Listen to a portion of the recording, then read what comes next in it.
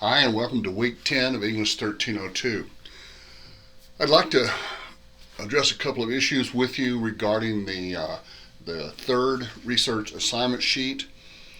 One of the things it points out here is that you got to pick it. Well, I've given you a topic. I've given you a very general, very broad topic. And what you need to do is to really narrow it in, really focus your topic, because just explain one aspect of higher education in America, that's way too general. So, what are some ways you might focus in? Well, you can't talk athletics and you can't talk financial aid or cost. But you could talk about higher education, you can talk about online education, you can talk about different types of colleges, the history of higher education in America. You can either look at the history or maybe the evolution, how colleges evolve, how they change, what causes it to happen. You could talk about their governance, who's in charge of South Plains College or Texas Tech. But even once you've kind of moved into a general direction, what makes a college, what makes a university, what makes a system, what makes a department, once you've kind of narrowed in on one area, consider focusing it even tighter, looking at one specific aspect. Because again, you've got to fill 700 words, between 700 and 1,500 words. So that's anywhere from 2.5 to 5 pages, which simply means you don't have all the time, all the space in the world. So the more you narrow it in, the more you focus the attention of your paper, the scope of your paper, the easier it will be to explain. Remember, your thesis has got to clearly state that aspect that your final draft is going to talk about. And it has to be U.S. higher education. You don't even, and please don't try to do something like a comparison of U.S. higher education to India or UK or nothing like that. Just focus on American higher education. Our education system in the United States is unique for a lot of reasons. And it's very difficult to compare to other countries' forms of higher education. Not only because the methodology is different, not because our colleges are that much different, although they really are better, but because of the way our culture influences and expects from higher education. One thing that I always found fascinating is if you look at any list of top 10 colleges around the world, 8 of the top 10 are almost always going to be U.S. Now, Oxford and Cambridge are going to get in that list someplace, but I don't care if you're comparing results or inputs or I don't care how you're comparing these different institutions of higher education, the U.S. always outshines everybody else. Higher education in the United States is literally the envy of the world. So you might talk about what makes U.S. higher education so unique. You might talk about the autonomy of higher education in America. That means how much do they govern themselves?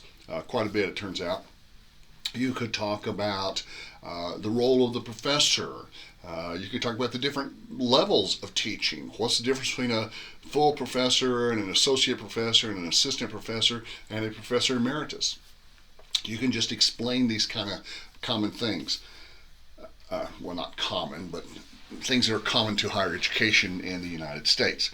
But narrow the focus, really zoom in, focus like a laser beam on one particular aspect of one part of higher education in the United States.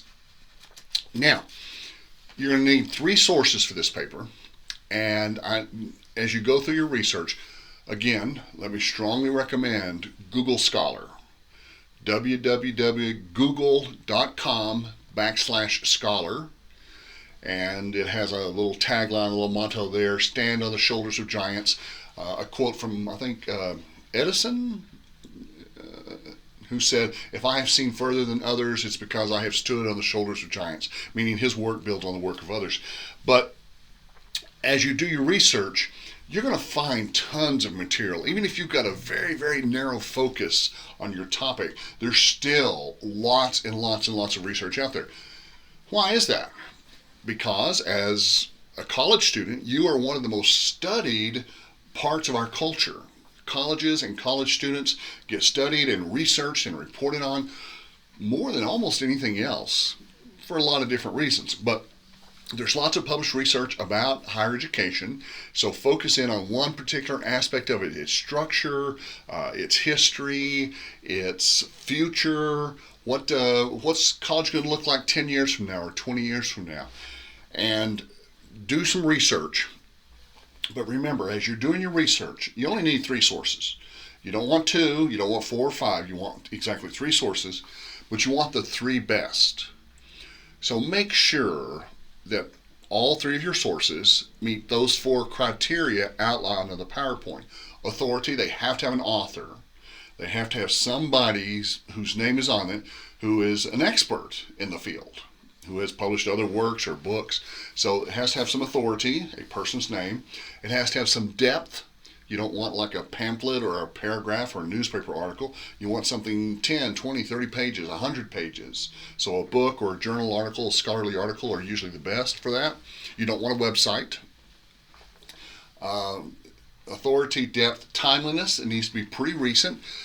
Information changes, knowledge evolves, and stuff that's old is much more likely to be wrong than the more recent information. So you want to look for stuff that's really no more than about 10 years old, but the newer is better. You also want to talk about, you want to evaluate your sources, authority, depth, timeliness, and citation. So whatever source you use either has to be cited by somebody else or has to have citations of its own. And again, if you use Google Scholar, it'll tell you all of that without even opening up the link. It'll just, and the little hit that it pulls up, it'll give you all that information. Another good reason to really enjoy it. But yeah, you could talk about the amenities of college. You could talk about student services in universities. You talk about the difference between the different Carnegie classifications of higher education. There's just tons of stuff to talk about. Get out there and see what's out there, kind of get your feet wet. Then I strongly recommend that you do what Cynthia did. One of the students in your class emailed me and said, I'm looking at this particular aspect. Is this narrow enough? And it really wasn't.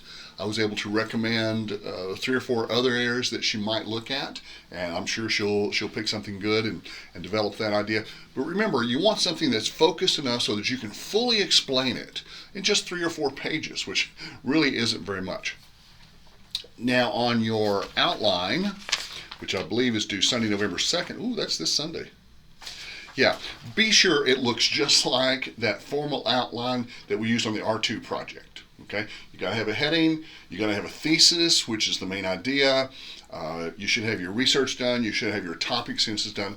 Then if we need to evolve, if we need to change any of that, if we want to revise that, either I'll make comments on those for you, or you can ask me and we can evolve it that way.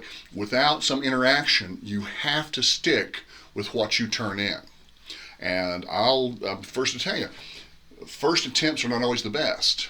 So unless you get some feedback or unless you ask some questions, you may be stuck with a too broad topic or a off-topic topic or something that has some other problems. So continue work on that. The app to turn it in is now open. I'm having a Teams meeting pop up right now. But hopefully you'll have some questions. Let me know how I can help, and we will talk to you soon.